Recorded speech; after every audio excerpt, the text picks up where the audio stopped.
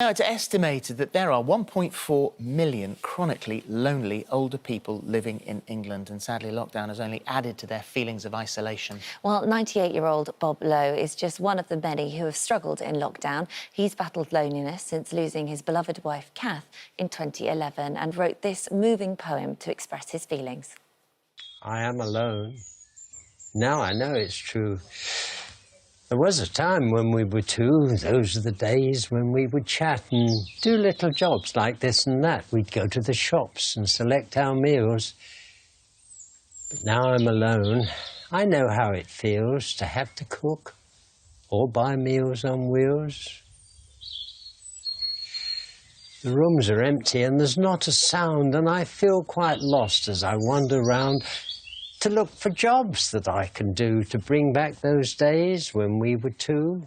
Kath said to me, years ago, "Darling, when the time comes for us to go, can we mix our ashes and be together so that we can snuggle up forever and ever?"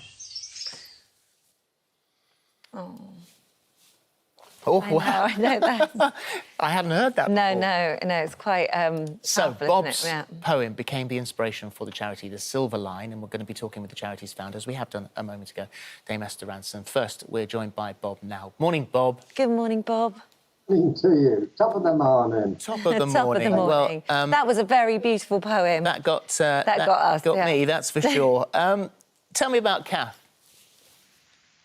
Well, we met in 1937. I mean, she was only 14, I was 16. And really, we became an item straight away. But I was taken away during the war, went to Africa and Burma. And when I came back, then we got married. Did she drop her handkerchief, Bob? You've got that somewhere or other. Yes, that is a fact.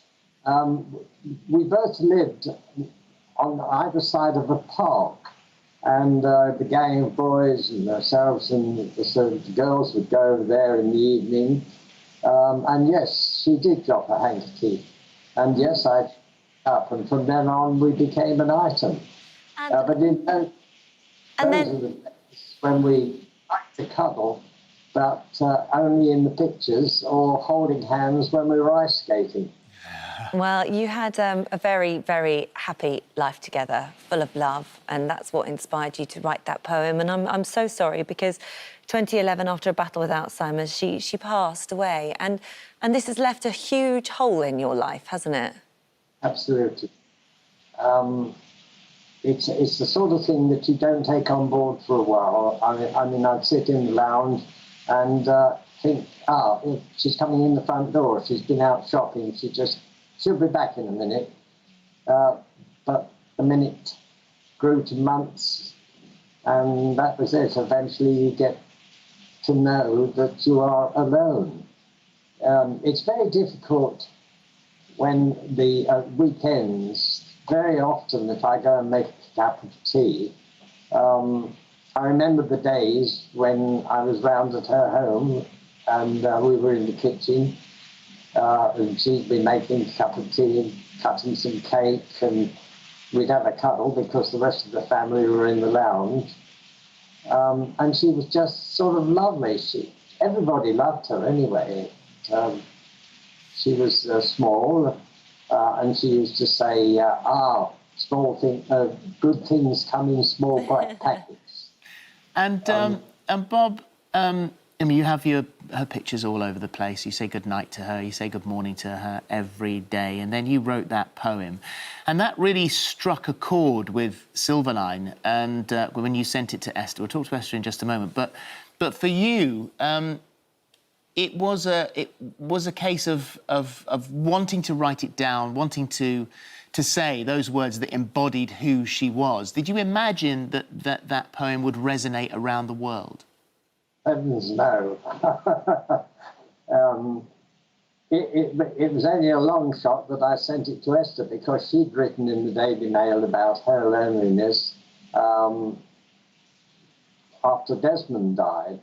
And so I thought, hey, I'll send her this poem, let's see what happens. And she sent a letter back in reply. She lives in New Forest, and I live at New Milton, just on the edge of New Forest. So she addressed the letter as Dear Neighbour. And then sometime later, I got a telephone call. It was in the evening, and she said, "Oh, is that Bob? You okay? How are you?" I said, "I'm, stuttered, fine, yeah." So she said, "Listen, I want you to come to the post office tower, BT Tower, as it's now called. We're launching a little project, and I'll send you all the details, but I can't hang on, so I'll be off now. But we'll send you letters and invitations, and bang, goodbye." Well, And it was one of those things that, and it has started off this friendship and this association with Silverline, and quite obviously losing Kath was an enormous blow to you, and terribly lonely. I know my mum, we lost my dad in 2008, and she still says she's terribly lonely, and she looks at other people if they're still couples, and so you need contact, you need a family around you, you need people to be able to talk to if you're lucky enough to have them. And for you, suddenly you're in lockdown, and so that human contact, those people that you would normally be able to see around you are not there. Thankfully, we can see that you are very, very tech savvy, and you've made a point of making sure that you are, which is essential. But how has lockdown been for you? Well, pretty grim. It's now 3 months since I've been outside, and I am so fortunate to have a lady who is a dear friend who does all my shopping. And she turns up. She won't come in the property. I leave the porch open, and she puts the food down, and we talk through the window. But it's at night when it gets so difficult. And I have all her pictures on the wall over the mantelpiece, and I look at her, and she's looking at me, and it's grim. Yeah. I think I have her ashes in a bag, and I take her to bed with me on the table, albeit, and I talk to her. It's a great help. But apart from that, I'm dreading the coming winter. I really...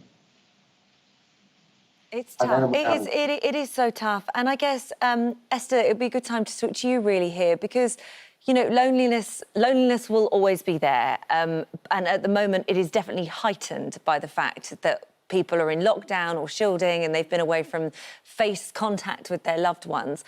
But there are things you can do to help. There are places you can go. Just explain what's available to people. Well, I ought to say that the People's Postcode Lottery, the players have funded a really interesting survey. They also fund the Silverline and incidentally fund Childline too.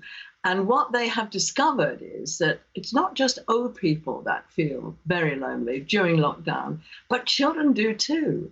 Because, of course, they're cut off from school where their friends maybe support them. They may have families and homes where they're not safe, where there's violence or where there's abuse. So cutting them off from the safe place in their lives, maybe even their grandparents, is very difficult. And what this survey has discovered, not only do 8 out of 10 people of 75 plus say they regularly feel as Bob does and as I have, these terrible pangs of loneliness, but they don't talk about it. Yeah. Unlike Bob, unlike me, there's a stigma attached to it. They don't want to admit to it, and they don't know where to go to for help. Well, obviously, during COVID, it's much more difficult, but I really, really recommend the telephone. The Silverline is open day and night on 0800 4 70 18 90, 0800 4 70 18 90. Sadly, I'm no Vera Lynn, am I? But I do that to try and make people remember the number in case they need it. And Childline, of course, is also... calling. It worked, Esther. My goodness me, the power. Is That is a neighbour, because I've got a big birthday with an 8 on the front on Monday, and you won't remember a show called That's Life, but because you're all much too young, especially Bob. But 65 team members are going virtually to descend upon me, and my internet won't cope with it. So that is a neighbour who's going to put an aerial up somewhere. I hope it's on the house rather than anatomically. But anyway, so that is what the doorbell was. Well, go and, What was I saying? Esther, go and get the doorbell, because I will say on your behalf, because we've got to wrap up now, unfortunately, sadly, 9 out of 10 people are unaware of all of the services in their area that are available, and so we'll put the Silverline number on our app, and also. I mean, it's one of those things that's actually quite difficult if you're not tech savvy like Bob to be able to get onto the app anyway. So if you want to get a pen and a bit of paper, in just a minute we'll put the Silverline number up on the bottom of the screen so that you can call it and get the number here. Just finally, Bob, I did want to mention to you that you mentioned early on in your chat a moment ago that you were in Burma. So. Obviously, so was Dame Vera Lynn, who was sadly hearing about the passing of Dame Vera at 103 today. Did you ever see her? No. I think she was in Burma earlier than that. I arrived in the last year. Sorry, I've got my eyes shut.